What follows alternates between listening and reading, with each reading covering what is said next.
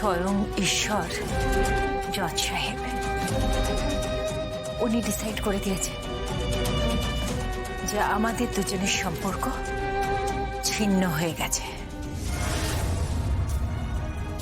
ভয় নেই, তোমার সঙ্গে নতুন করে আমি সম্পর্ক পাতাবো না, আমি চাইও না।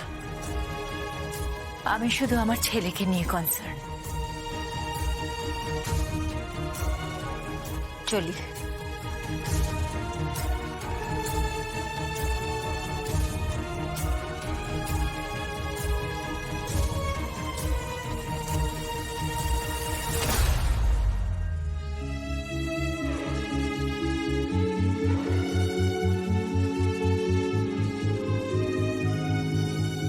বাবা, কিছু খেয়েছিস?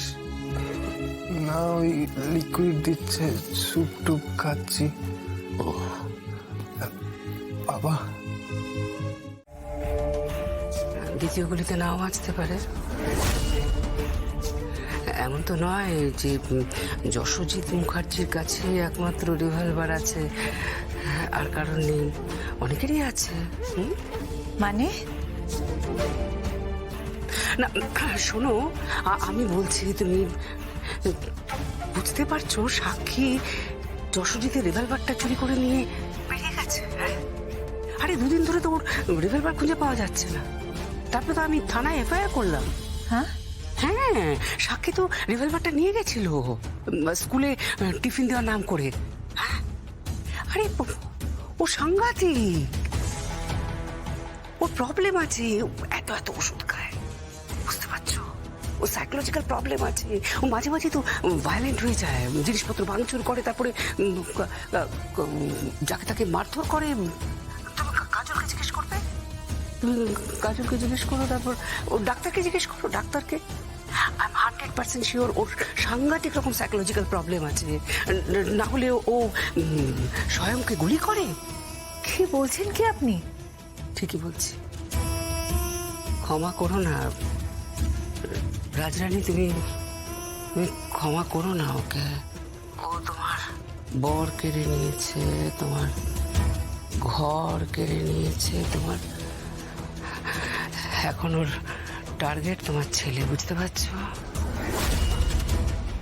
ক্ষমা করো না, খুব সাবধান, খুব সাবধান। হ্যালো হ্যালো হ্যালো,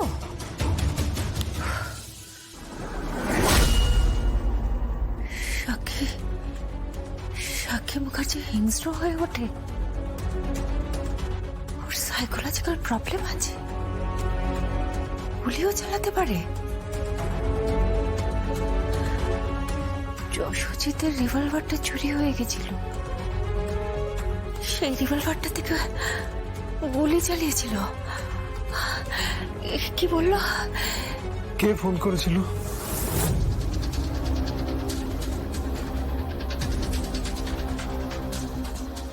কেউ না, কেউ না বাবা।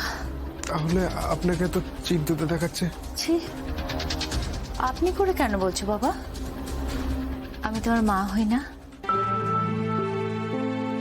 এখনো হয়ে উঠতে পারেননি, যেদিন হবেন সেদিন আমি চিৎকার করে মা বলে ডাকবো, চিৎকার করে।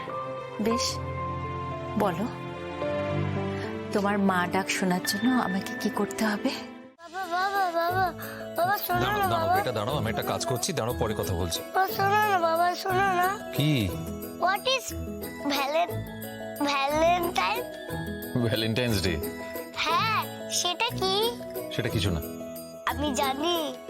কি জানিস তুই? আমি দেখেছি তো। কোথা দেখেছিস? এইখানে দেখেছি।